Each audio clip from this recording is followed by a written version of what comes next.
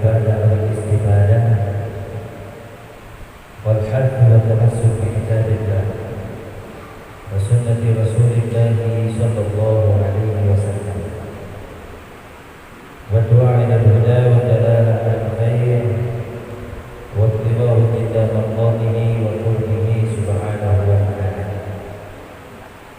اللهم افتح علينا من كتب العارفين وفقهنا في الدين واجعلنا من العلماء العاملين المخلصين عند هذا التأويل. رب اشرح لي صدري ويسر لي أمري واحلل عقدة من لساني يفقهوا قولي. رب زدنا علما وارزقنا فهما يا فتاه يا عليم يا فتاه يا عليم يا فتاه يا عليم افتح لنا فتوحا قريبا يا ارحم الراحمين. أما بعد. Alhamdulillah, pada hari ini atau pada hari ini kita menyambut kembali pengajian mingguan kita. Sekarang adapun terakhir pembahasan kita masih di dalam seputar syarat-syaratnya sholat. Kemarin minggu belakang sudah kita bahas beberapa syarat-syarat sholat. Kita ulang sedikit. Yang pertama itu suci daripada dua hadas, yaitu itu hadas besar dan maupun hadas kecil. Kemudian yang kedua suci daripada najis, baik itu di pakaian, di badan dan di tempat. Kemudian wasatrul aurat dan menutup aurat, wastiqbalul qiblah dan menghadap kiblat. Sampai di situ pembahasan kita di bagian kita terakhir. Sekarang kita lanjut ke syarat berikutnya daripada syarat-syarat sholat, yang mana harus dipenuhi sebelum pelaksanaan sholat, khususnya sholat wajib. Apa itu? Qala mu'allif rahimahullahu ta'ala wa nafa'ana bihi wa bi'ulumihi fid dharain amin. Wa dukhulil waqti. Nah, syarat daripada syarat-syaratnya sahnya sholat itu masuk waktu. Wa dukhulil waqti al-ma'na an-nawfamisa min syuruti sihhati sholat. Sesungguhnya syarat yang kelima daripada syaratnya sholat, dukhulu waqtiha, yaitu masuk waktunya sholat. Imkanan min zawatil waqti, jika itu dari sholat jenisnya tersebut.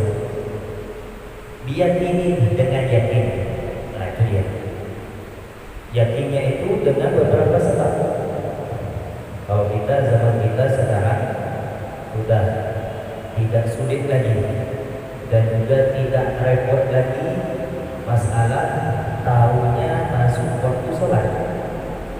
Kalau zaman dulu sulit, ya, ada bahkan tetap disebutkan di dalam kitab-kitab fikih, baik itu kitab fikih yang dasar ataupun kitab fikih yang lebih luas pembahasannya, itu tetap diterangkan bagaimana zaman dahulu ya mengetahui cara masuk waktunya sholat, ya, dengan beberapa macam ijtihad. Ada sebagian lain kalau lihat misalnya kalau waktu zuhur itu pakai seperti tes taruh tombak. Kalau misalnya bayangan itu ya bergeser sedikit, nah itu sudah masuk waktunya zuhur. Kalau misalnya sudah sama bayangannya dengan tombaknya, kemudian bertambah sedikit, berarti masuk waktu asar. Terus waktu maghrib kalau sudah tenggelam matahari, ya, nah itu berarti sudah masuk waktu maghrib.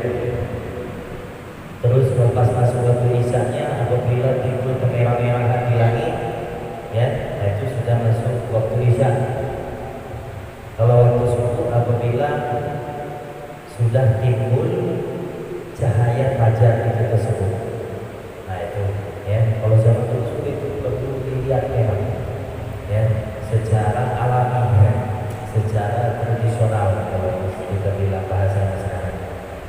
kalau sekarang tidak, ya, walaupun tidak ada yang azan, kita masing-masing punya jam, masing-masing punya alarm, ya. Jadi tidak repot kalau zaman sekarang. Nah, itu ya harus secara yakin masuknya. Nah, tidak boleh ragu. Au dhannin nasyara al-ijtihad atau sangkaan. Kita di dalam derajat meyakini sesuatu itu ada 4. Pertama, yakin. Yakin ini paling tinggi derajatnya. Kalau dipersenkan itu 100% yakin. Sudah tidak diragukan lagi. Terus ada dhon. Dhon, ya, itu kalau diartikan sangkaan. Sangkaan, cuman sangkanya ini agak kuat. Kalau dipersenkan itu sekitar mungkin 80%. Nah, ini boleh kita ambil secara hukum, boleh. Terus di bawah dhon ada namanya syak. Syak, syin dengan kaf bertasdid, syakun, artinya ragu. Kalau ragu itu kalau dipersenkan 50%. Nah, ini tidak boleh, ya. Kalau secara mengetahui masuknya waktu, kalau derajat syak ini tidak boleh. Dan ada lagi di bawah syak, itu namanya wahmun. Wahmun ini bisa kalau diartikan secara bahasa Indonesianya itu ialah sangkaan lemah. Ya, sangkaan lemah yang mana kalau dipersenkan itu sekitar 25%, jadi tidak kuat, jauh sekali. Ya, bisa dikatakan kira-kira gitu lah. Ya, kira-kira gitu. Ya, jadi yang boleh, ya, di dalam meyakini masuknya waktu ini pertama yakin dan dhon.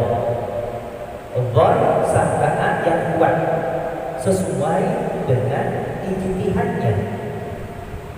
Nah, ini dia. Yang tidak boleh dari syak, ragu, yang derajatnya kalau dipersenkan 50%, dan waham. Waham ini sangkaan yang lemah.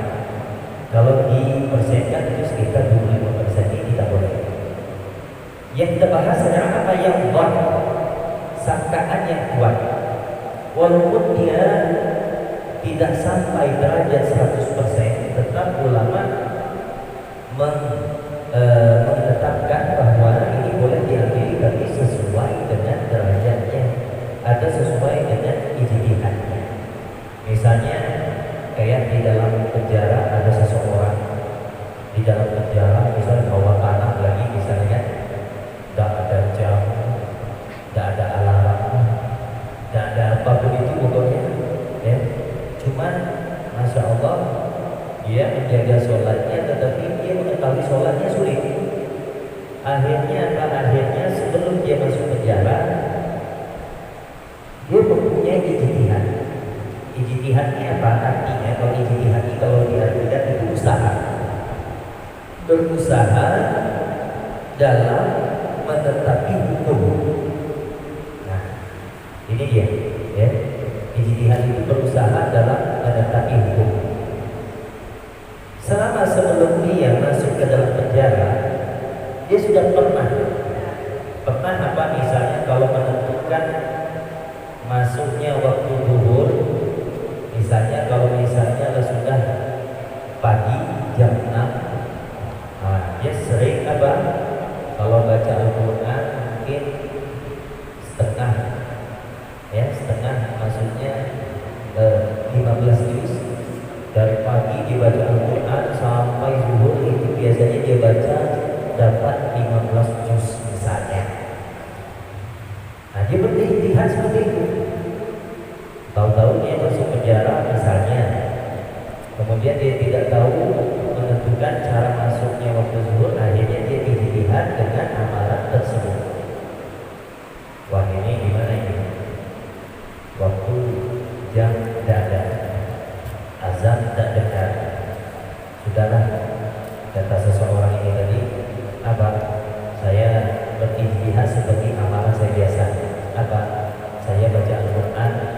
majlis itu kebiasaannya saya baca Quran 15 juz dari pagi sampai zuhur, nah itu pas waktu zuhur. Nah itu salah satu contoh daripada ijtihadnya. Nah itu boleh. Sekalipun nyatanya dia bukan masuk atau belum masuk waktu sholat sekalipun. Kalau dia ijtihadnya seperti itu sudah, ya, sesuai dengan dotnya, sangkaan kuatnya. Nah, kalau yakin tidak bisa kita bicarakan lagi, tidak usah dibahas, sudah jelas kalau yakin. Ya, nah, jadi itu syarat yang kelima daripada syarat sholat sahnya sholat itu tersebut. Jadi harus masuk waktu dengan yakin, paling kurang sangkaan yang kuat sesuai dengan ijtihadnya masing-masing. Kemudian syarat yang selanjutnya apa? Wal ilmu bi fardiyatiha. Wal ilmu bi fardiyatiha, dan mengetahui akan kerukunan atau kefarduan atau kewajibannya terhadap pelaksanaan sholat itu tersebut. Di sini jelaskan maksudnya apa? Wal ilmu bi fardiyatiha, al makna maksudnya anna sadisa min syuruti sihhati sholat al-mafruḍah, sesungguhnya yang keenam daripada syarat-syarat sahnya sholat yang wajib, ilmul musolli bi kauniha fardhan, yaitu mengetahui si orang yang sholat tadi bahwa sholat ini wajib. Nah, itu ya, ini bisa dikatakan ya karena kita sudah tahu semua sholat misalnya subuh, zuhur, asar, maghrib, isya, ataupun sholat nazar misalnya. Nah itu wajib, itu maksudnya wajib ya, tetapi tetap disyaratkan bahwa seseorang yang sholat terhadap sholat yang wajib tadi, dia mengetahui bahwa sholat itu wajib. Nah itu dia. Tidak sah apabila seseorang sholat yang wajib tadi, dia tidak tahu bahwa sholat yang dia lakukan itu bukan wajib, tidak sah. Ya. Nah ini menjadi syarat kedua. Fala tasihhu sholatu mutarabidan fi fardiyatiha. Jangankan orang yang tidak tahu itu wajib, orang yang ragu saja. Fala tasihhu sholatu mutarabidan fi fardiyatiha, tidak sah sholat orang yang ragu. Yang ragu terhadap apa? Yang ragu terhadap wajib atau tidaknya sholat itu. Ya, banyak. Pernah saya dapat kabar dari teman saya di Jawa waktu belajar di Yaman dulu. Katanya di Jawa itu ada suatu kampung, cuma daerah pelosok gitu. Itu dulu ya. Terima.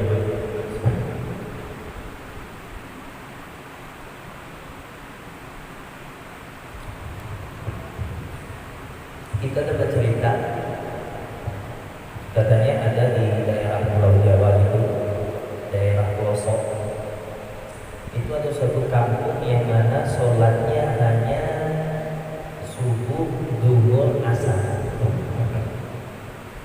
Itu tidak pernah tinggal ya, masya Allah. Cuma sholatnya cuma 3, tak pernah tinggal. Terus berapa macam yang namanya ya, berapa orang yang dai masuk ke sana, dakwah masuk ke sana. Sebagian masya Allah ditolak dakwahnya dan didengarnya, sebagian masya Allah.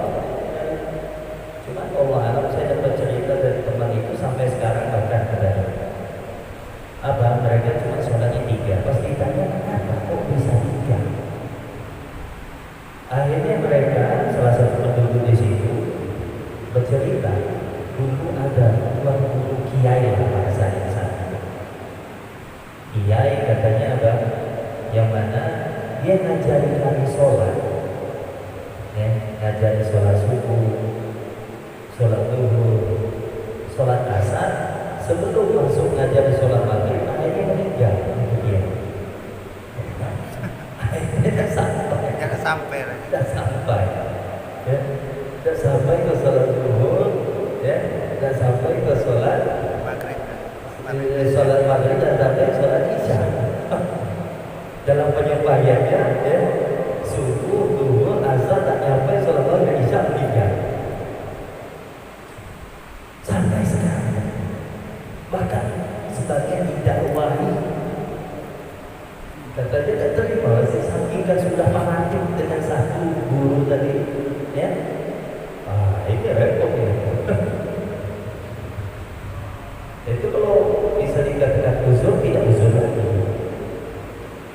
Lah banyak dengan ceritanya masuk dari masih juga cuma ngomong apa bisa sekarang gimana gitu kan.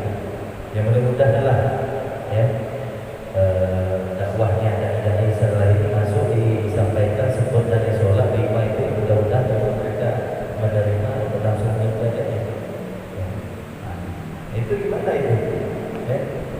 Akhirnya dia bahas misalnya ada seseorang menyampaikan ya sholat itu 5, ya, kurang masih maghrib isya. Misalnya ada salah satu penduduk dari situ tadi masih ragu, karena kiai kami ngajar 3 cuma. Ya, kita ini kan biasanya kalau orang yang dengar langsung itu masih bisa menerima karena dia menyaksikan keadaan.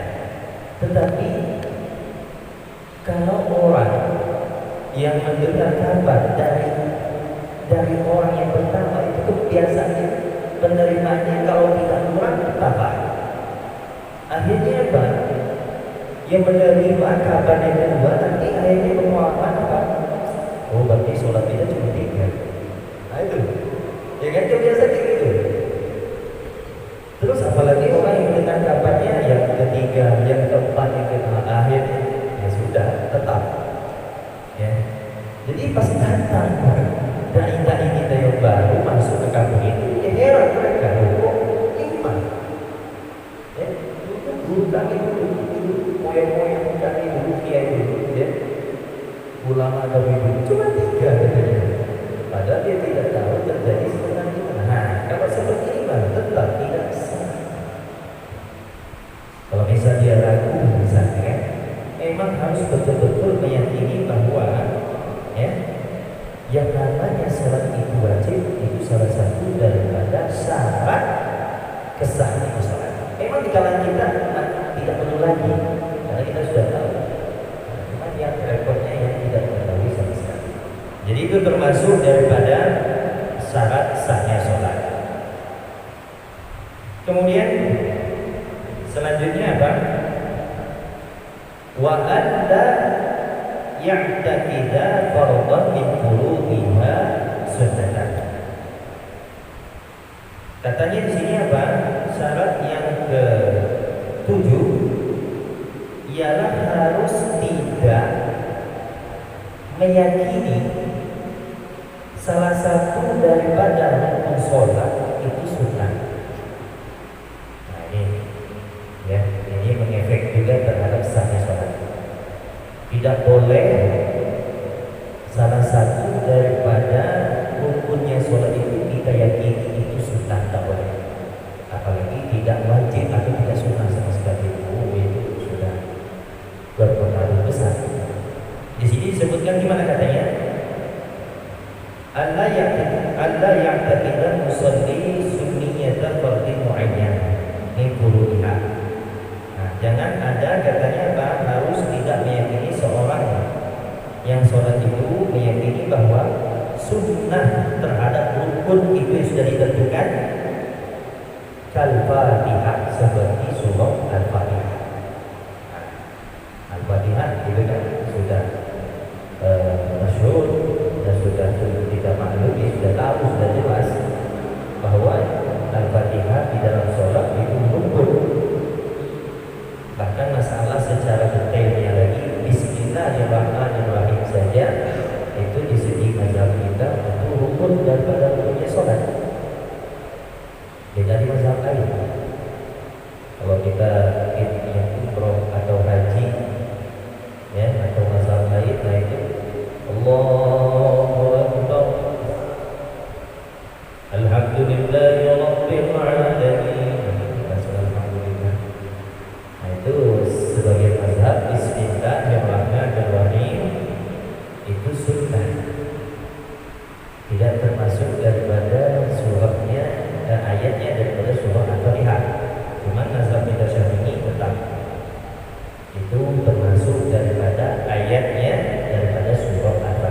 wajib dibaca, maupun itu secara pelan-pelan maupun itu secara suara lantang.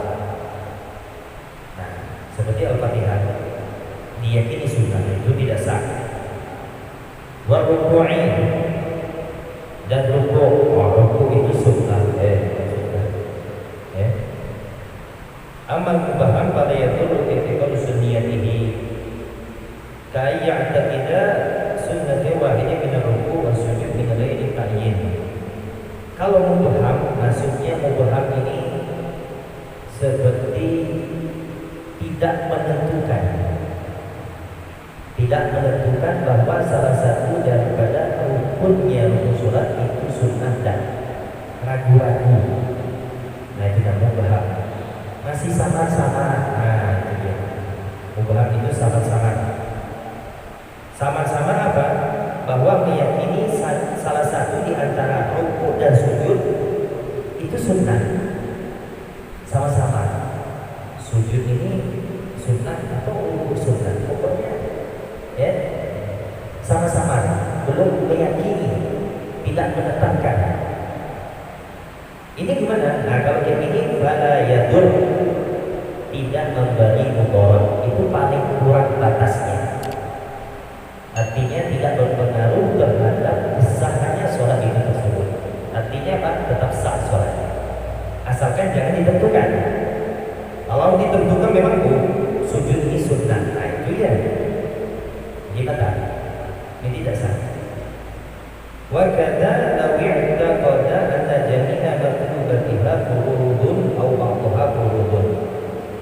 Dan begitu juga katanya apa? Kalau meyakini semua amalan di dalam sholat itu wajib atau rukun. Nah, ini lebih kuat. Misalnya kayak apa? Baca doa iftitah wajib katanya. Ya.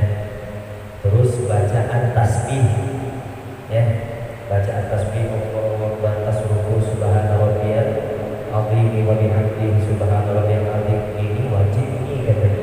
Pokoknya seluruh di dalam ya perbuatan sholat itu wajib. Nah, ini tidak masalah, ya, tidak masalah, malah makin kuat maksudnya itu. Au ba'daha fardhu juga termasuk katanya apa? Sebahagian sunnah, sebahagiannya fardu.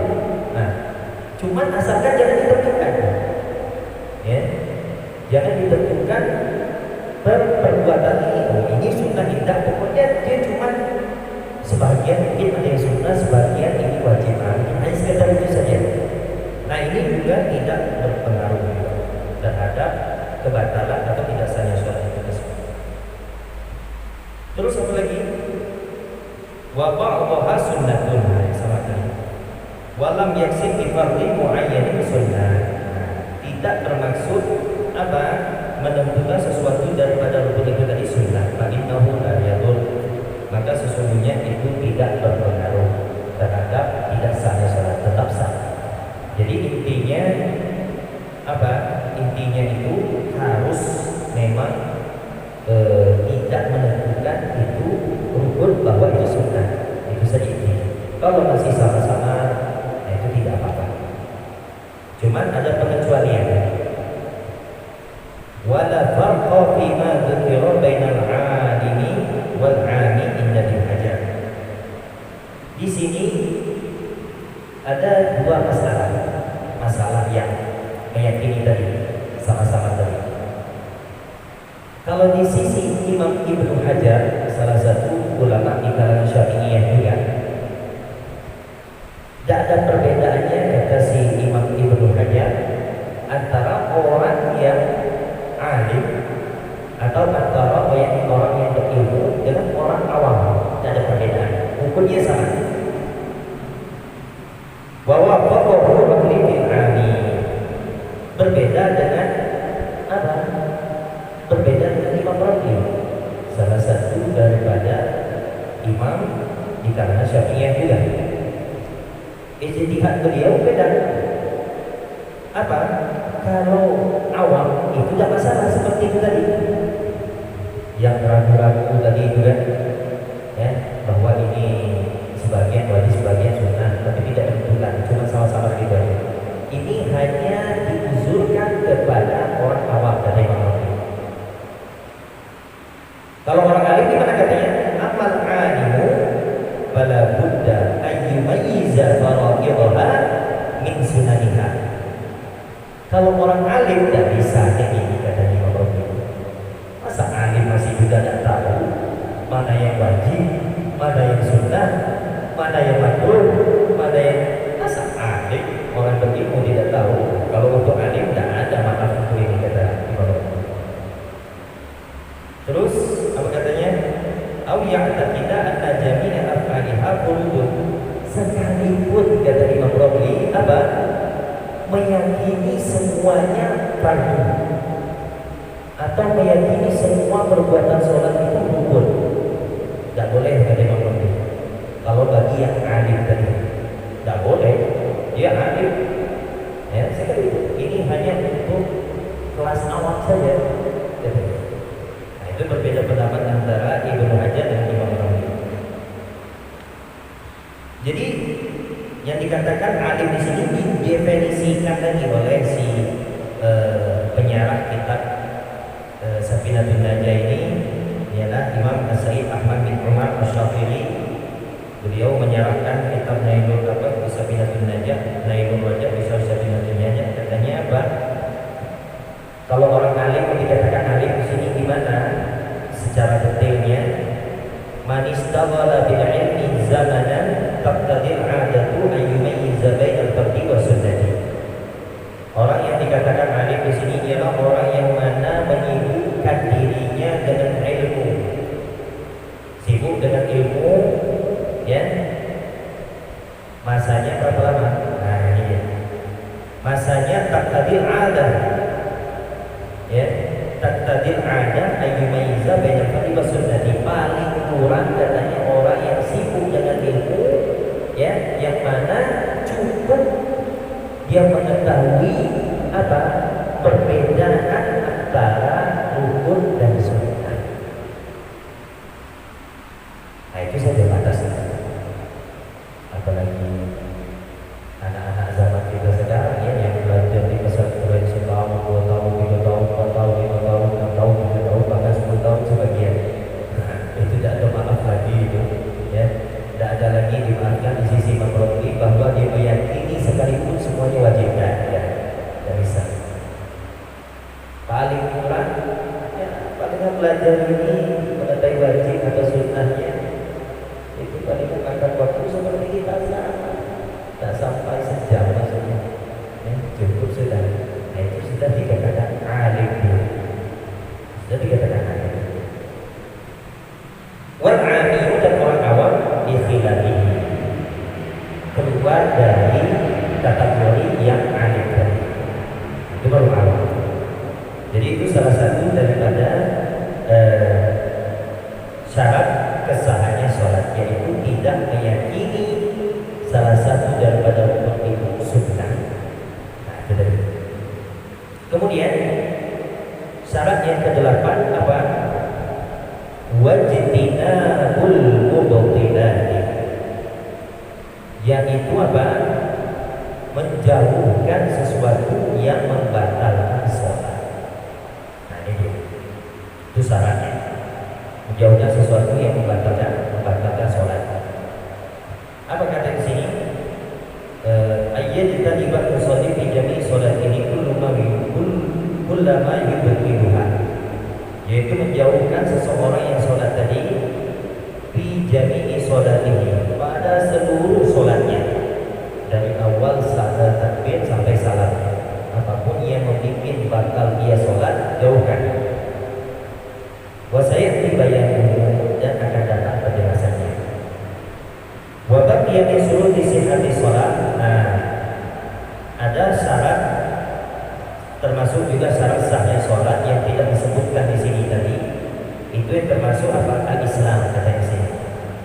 Al-Islam yaitu Islam, mungkin sholat orang kafir mungkin saja ya, sholat orang kafir melakukan mungkin ya, Kita lihat deh, bukan sholat tapi seperti di apa namanya di Thailand.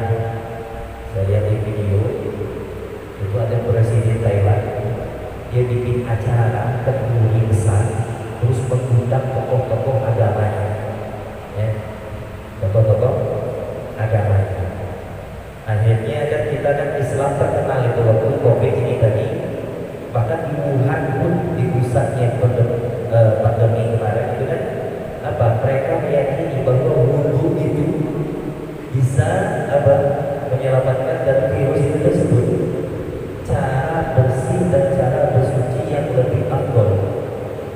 Sebagian mereka kita lihat di berita itu pemerintahnya bahkan mengajarkan seluruh masyarakatnya apa cara bersihnya itu kayak wudhu itu tersebut. Bisa jadi, ya kan? Itu salah satu contoh. Misalnya lagi suatu saat dia lihat orang Islam, masya Allah, sehat walafiat, selamat dari fitnah zaman, karena ada amal ibadah, dia jadi ikut aja. Ya. Ataupun yang Islam, masya Allah, kita lihat di video yang di Amerika macam-macam. Imamnya perempuan, rambutnya laki-laki, macam-macam. Ya. Itu udah tahu Islam apa itu udah tahu. Ya. Jadi syaratnya itu Islam, terus Islam. Tetap. Watamyizu dan tamyiz. Tamyiz ialah seorang anak yang sudah mengetahui apa cara makan sendiri, istinja sendiri, ya, cara makan sendiri, istinja sendiri, ya, dan apa menjawab pertanyaan atau omongan orang lain, dia paham. Itu tamyiz. Tapi kalau misalnya seseorang anak itu belum khitan, dia tidak sah juga, masih ada najis. Sekalipun anak kita sudah tahu membedakan mana yang tidak sepatutnya, mana yang sepatutnya, sekalipun ya tetap, ya, kalau dia belum khitan tetap tidak sah karena masih membawa najis yang sudah khitan. Terus salah selanjutnya wal'ilmu bi kaifiyatiha, dan mengetahui tata caranya sholat. Nah ini yang termasuk daripada syarat sahnya sholat. Tahu, ya. Sekarang tidak sulit. Ya, labannya buku panduan tentang tata cara sholat, rukuk yang benar, duduk tahiyat yang benar, digambarkan dalam buku itu. Jadi tidak ada alasan lagi bagi saudara-saudara kita yang tidak pada umumnya dia tidak belajar fokus ke dalam agama, ya, tidak sholat. Dikarenakan alasan apa? Tidak tahu caranya, tidak ada alasannya. Mau belajar sama ustaz, ya tidak ada waktunya mungkin, atau guru ngaji sama anak kecil, ya malu, tidak banyak sekarang. Ya, buku panduan sholat sudah banyak. Tuntunan sholat. Ya, tuntunan sholat, nah, memang tuntunan sholat. Ya, dan jelas itu. Bi ayya alfa aqwalah. Dengan sekiranya mengetahui cara sholat ini, dengan sekiranya tahu apa yang dibaca. Yang wajib dalam bacaan dalam berdiri Al-Fatihah. Harus baca Al-Fatihah. Ya. Kemudian surah sunnah kalau mampu, kalau tidak mampu ya tidak masalah. Ya. Terus mengucapkan takbir paling kurang. Terus duduk tahiyat. Ya.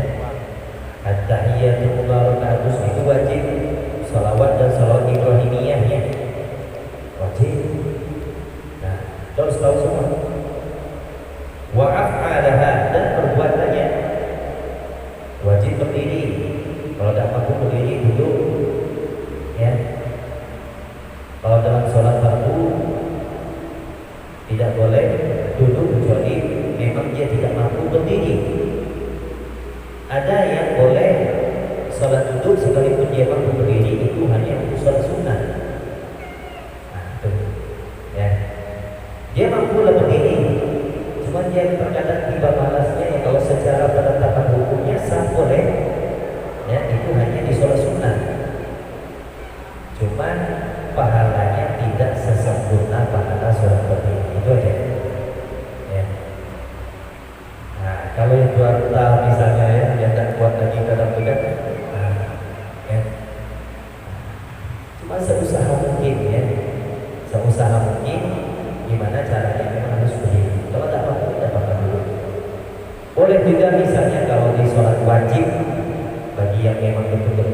uzur yang tidak mampu berdiri, ya pertama dia mampu, tahu-tahu di rakaat ketiga misalnya sholat isya nanti misalnya rakaat ketiga keempat ya apa tidak mampu duduk tidak masalah, jadi setengah begini setengah duduk tidak masalah asalkan memang betul-betul tidak mampu. Itu juga. Terus tiba dan tertibnya, nah, itu dia. Dan tertibnya. Tertibnya apa? Ya harus misalnya awal takbiratul ihram dulu, terus setelah takbiratul ihram ya setelah baca doa kita baca surah Al-Fatihah dulu. Tak boleh surah ayat pendek terus baru Al-Fatihah balik gitu loh. Tuksan dulu. Tak boleh ya. Nah, terus baru ruku, setelah ruku baru iktidal. Ya, terus baru sujud. Nah, itu secara tertib sampai salam. Nah, itu masuk daripada secara tertib. Nah, jadi itulah yang termasuk daripada syaratnya sah sholat. Nah, nampaknya waktu tinggal 6 menit. Ya, ini insya Allah akan masuk ke pembahasan baru. Ya, kita berhenti dulu di sini. Kita kasih peluang untuk pertanyaan saja. Ya, dan dengan ya, tepuk. Waktu bulan puasa kemarin, kita kan ada di TV yang namanya sholat tarawih hanya berapa menit? Tarawih kilat. Ya, walaupun itu sunat, apakah itu sah yang kayak itu? Kayak pesawat tempur langsung sudah. Mana hukum itu tak usah. Kata Nabi Di Jawa kemarin, Jawa Timur lah kemana? Iya. Itulah masyhur. Hah? Itu masyhur. Bukan apa saja tarawih kilatnya. Masyhur itu. Kita berapa menit? Ya. Tarawih berapa?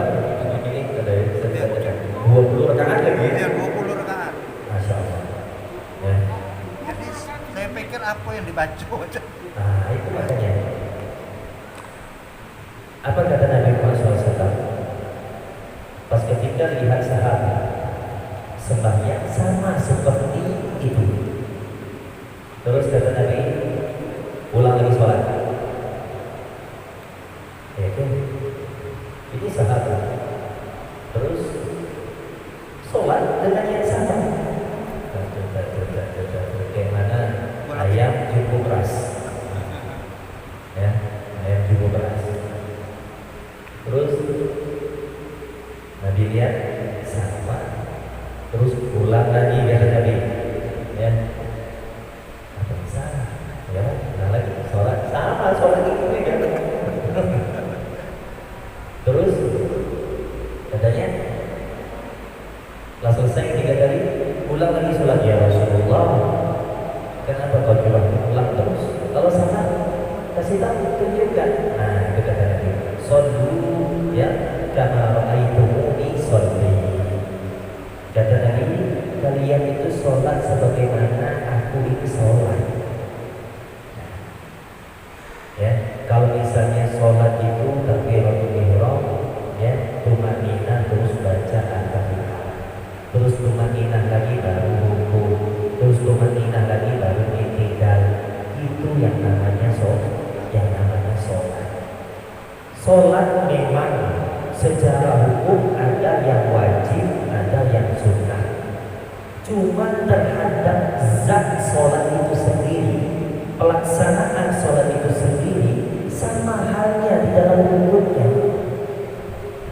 Tidak ada beda. Emang kalau sholat wajib, ya, rukun yang 17 tadi ada sebagai pendapat 18, ya, itu diwajib saja. Terus di sholat sunnah itu tak ada rukun itu. Siapa bilang? Ya, tetap ada rukun, ada tumaninahnya, ada baca Al-Fatihahnya, ya, ada baca tahiyatnya, ada sholawat Nabi, ada keluarganya, itu wajib. Ya, tak ada yang dikatakan sholat sunnah rukun sholat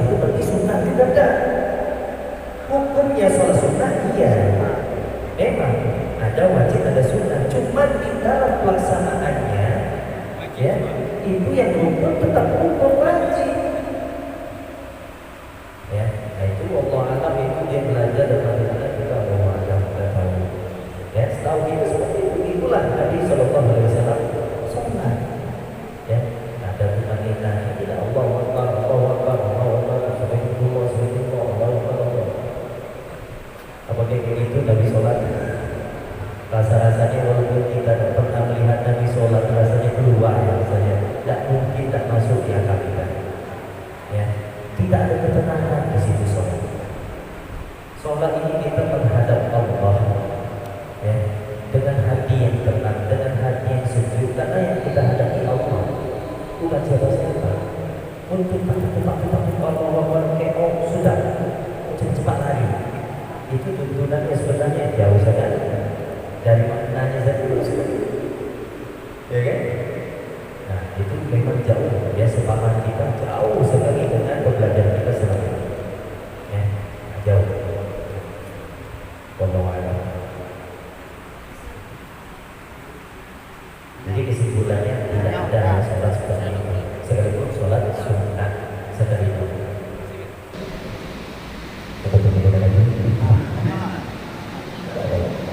Bacaan takbir itu wajib. Bacaan takbir ucapkan. Takbir setiap pergerakan sunnah. Kecuali takbir pertama. Kalau lanjut pembahasan hamidah itu, Setelah melakukan hamidah, tidak saja itu yang pergerakan di atas setelah itu tidak itu rukun. Baca tasbih takbir itu sunnah. Yang penting Al-Fatihah. Sunnah namanya sunnah ya, sunnah hayat. Sunnah hayat itu ialah sunnah yang mana menunjukkan bahwa itu memang kekhasan itu sholat. Nah, itu dia khasnya sholat itu.